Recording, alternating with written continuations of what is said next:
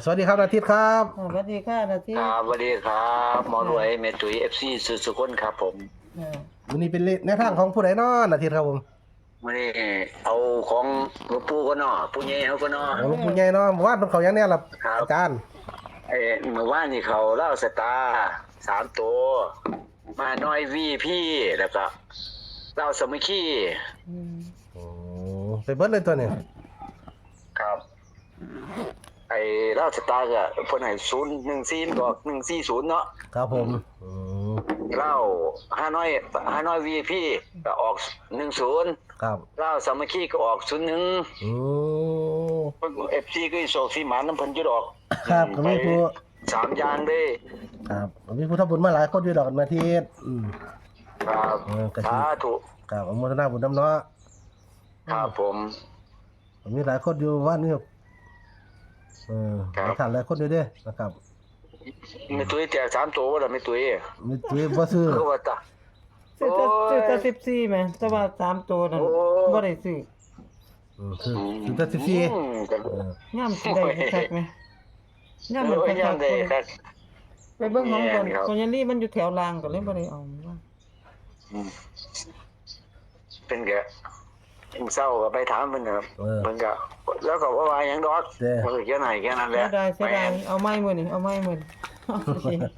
ดวงอีหยังบ่รู้ว่า ปู่บ่ถามเป็นแน่ล่ะรู้ทำร้อยว่าติ ถามก็แหละเราก็บ่เว้าหยังหลายดอกเพราะว่าเพิ่นก็บ่ฮู้แล้วเพิ่นเว้าไปธุระ ฝากธุระของปู่ ครับ FC ก็อยากพยายามปู่อยู่ ช่วง นี่ FC คอมเมนต์ว่าอยากพยายามปู่อยู่ บ่เป็นหยังดอกเพิ่นบ่สะดวกดอกเพิ่นบ่ค่อยอยู่ โอ้เพิ่นบ่ค่อยสะดวกเนาะเพิ่นว่าบ่อยากดังเพิ่นบ่รู้ว่า แม่นเพิ่นบ่อยากให้คนรู้จักดอกครับมาล่ะมาเล่นมาเยี่ยมชิมก็ได้แต่ว่าไปหาเพิ่นเนี่ยเพิ่นบ่ค่อยนั่นดอก เพิ่นบ่อยากดัง แม่ เฮาสิบ่ได้อีกเนาะ เพิ่นก็แม่นคันเฮาดังเพิ่นมาเพิ่นเก็บเงียบเลยที่ปากเดี๋ยวเลยดิ เฮาบ่ได้อีกเนาะ บ่ครับ ครับก็พยายามฟังเอาดีกว่าเนาะ ครับฟังเพิ่นเขียนให้แค่นั้นไปเรื่อยๆนะครับบ่แม่นว่าเพิ่นก็บ่อยากปานนั้นปานใดเด้ เพิ่นว่า แต่เพิ่นก็บ่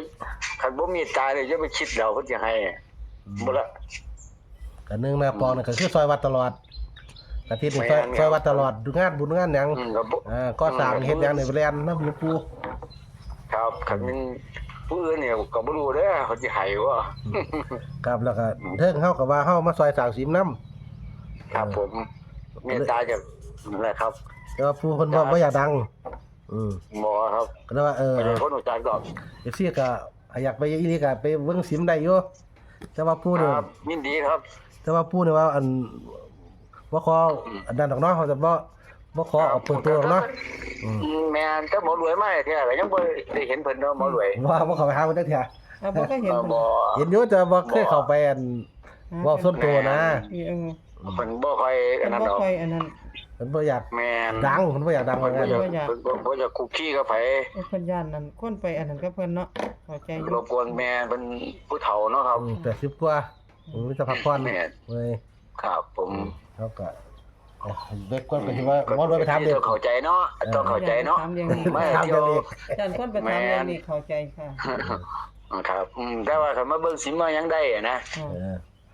เป็นว่า มา ซั่น เบิ่งสิมกลางน้ำก็ได้มื้อนี้หมอรวยก็สิมาให้ดอก เดินทางเพิ่นเฮ็ดนึงเนาะพาลูกสาวไปเฮ็ดแขวฟันอยู่ ครับมาเบิ่งผู้ฝากหัวแดงนำก็ได้วันนี้ยินดีต้อนรับ ครับ FC ทุกคนล่ะครับ ยินดีต้อนรับสามผู้ฝากหัวแดงก็ได้ เอามื้อนี้ปู่วางได้ครับตัวได้นาที 28ตัวเดียวครับ ว้าว โอ้ โอ้ย มีตีหาวแล้วมีตี หมู่ว่านี่ก็เป็นจังซั่นโอ้ ดวงอยู่กับดวงอยู่ที่ บ่มา3ตัวเป็นหยังคือบ่ได้ หมดกันได้เด้อนาทีกัน2 3เลยเด้อเปลี่ยนรอบเป็น3คู่ แม่น28ตัวเดียว FC ก็คือสิคักนั่น เพราะว่าเลือกปูมัก8มักเป็น3เนาะ ครับ ที่2นี่บ่ค่อยกลับดอกที่2 ครับผม ครับสกิดมาเด้ ครับ บ่ค่อยก็เป็นตัวเลขเลขนาทีครับเว้าสู้ FC ฟังแนวเลขปูมักเขา อันไหนเนี่ยส่วนใหญ่ ขอน้อยได้แน่ไปสิ มะเขา1ดาวสตาร์เด้อสังเกตได้เลยปู1ดาวสตาร์2ฮานอยมีพี่แต่วันธรรมดานะครับ 3เล่าสามัคคี อืมที่เคยไปดูนบ่ มักสิ ครั ค่ะ บบ่อยๆนี่คือเล่าสตาร์ฮานอยมีพี่แล้วก็เล่าสามัคคี3อย่างนี่แหละครับของปู ครับผ ถ้าม บ่มีเล่าพัฒนานะ ครับผม ถ้าวันใดบ่มีเล่าพัฒนาสังเกตเบิ่ง3อย่างนี่ครับเมื่อวานก็ไปถึง3อย่าง อืม สังเกตครับลาบสตาร์ฮานอย VIP แหม่ แล้วก็ แม่น แล้วก็สามัคคีแล้วก็ลาบสามัคคีเนาะ แม่นเลข 3 ครับเลขเขาสิมักไปจังซั่นครับ แต่สังเกตเอาอีซี่พยายามสังเกตเอาแม่น บางที่มันก็ไปตัวอื่นด้วยดอก นะครับ แม่นบางที่ก็ไปอยู่แต่ว่าอย่าพยายามจะสื่อกระจายนะ คือยายละกัน แต่ก็ บ่ บอก ทุนบ่ นิด มี อยู่แม่นทุนบ่มีครับก็เข้าใจอยู่ดอกแต่ซื้อมาไว้กันนี่ลาบสตาร์ก่อน โอ้ยแม่นครับ ลาบสตาร์ แล้ว VIP ก็ วีฮานอย VIP แล้วก็แล้วสามัคคีแค่นั้นแหละครับ ก็สิประหยัดต้นทุนเนาะ แม่นครับ เพราะว่าหนึ่งถามมันบ่มีราวพัฒนานะครับ ผม ก็ลองเบิ่งติดตามเบิ่งพิจารณาเบิ่งเลยครับเอฟซี ลักๆคือลาวสตาร์เนาะที่เห็น ลาบสตาร์ลาบพัฒนาเนี่ยละ ลาวพัฒนากับ แม่น VIP เนี่ยล่ะเห็นดูเด้ 3น้อยนี่ล่ะ เนี่ยพี่แล้วเขาแล้วสามัคคีไปสั่นล่ะครับ ที่ไปซั่นล่ะสังเกตเอา แม่น เนาะหาวิโชคกับปูเด้อครับวันนี้สบายเรียกว่า3ตัวบ่ได้ตัดยากบัดนี้เอาเลยพี่น้อง คู่เดียวเขียนๆเลย เพิ่นเป็นฝันเด้อครับบ่แม่นคำนวณเด้อบ่แม่นคำนวณครับเป็นเลขฝัน แม่เลขฝันเพิ่นครับบ่มีคำนวณบ่เป็น แต่ว่าเพิ่นบ่ว่าฝันฟังซื่อ บ่ครับเพิ่นบ่มีเวลาสิมาเว้าฝันให้เฮาฟังดอก มีแต่ว่าเอาโลดเด้อตัวนั้นตัวนี้สิว่า แม่นครับคือว่าเนาะอันเขาเจ้าสิไปเอาเรื่องฝันเว้าเรื่องฝันอยู่หั่นมันเป็นไปบ่ได้ว่าสิเว้าเรื่องฝันให้เฮาฟัง ปูเนาะคือเอาไปไงเพิ่นบ่มีเวลา เขียนให้แม่เขียนให้แค่นั้นก็พอแค่นั้นก็เป็นบุญที่เพิ่นเมตตาเลยแหละ ครับครูบาอาจารย์เพิ่นเมตตาโอ้ยดอกเฮาผู้ใดอยากไปเยี่ยมพยายามก็ไปเบิ่งซิมมันล่ะ ครับผม หลวงปู่ก็บ่อยากไปกวนดอก อาจารย์ หรือสิดัง อาจารย์เพิ่นก็อยู่หันหลายรูปหนึงก็ได้นั่นก็บ่เก่งเกินเลยธรรมดากันเลยนั่น มาคุยกับอาจารย์เท่าดีก็ได้อืม แม่นก็หลวงพ่อเพิ่นก็ได้ดอก หลวงพ่อเท่าดีคุยเรื่องธรรมะคุยเรื่องนั่นอันนี้ได้ แม่นครับ มันก็มี นี่สายธรรมะครับ ลูกศิษย์ลูกหาเพิ่นอยู่ มี ก็เป็นครูบาอาจารย์ แม่ลูก เป็นพระผู้ใหญ่คือกันนะครับ30กว่าพรรษา ครั เด้ บ FC ไป30มื้อนี่ก็สิเอาไปถวายมื้อนี้บ่ ไปมื้อนี้ ถ้าห้อง FC โอนมาเมื่อวานเขียนลงนะ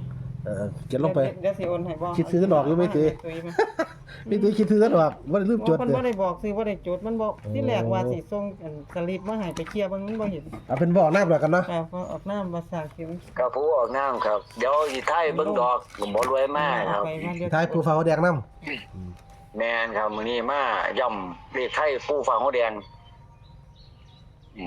คือเก่าเลยครับมัน สร้างสิน300 ครับผมนะครับขอบคุณหลายๆเด้อนะครับมีหลายท่านหลายคนก็บ่มารวยดอกหลายหมู่เลยบ้านดอก FC ที่โอนมาไปสร้างสินเลยค่ะ FC กินมื้อละอันบ่ กับผู้ใหญ่หมู่บ้านนี่เนาะค่ะ ครับ ให้เจริญให้ถือดูๆเป็นจังได๋สำเร็จ มีคุณเนาะของบ่รวยลองอ่านจังนั้นก็ได้ดอก พิมพ์พิสุทธิ์พี่นุชเนาะก็มาหลายคนอยู่นะครับถึง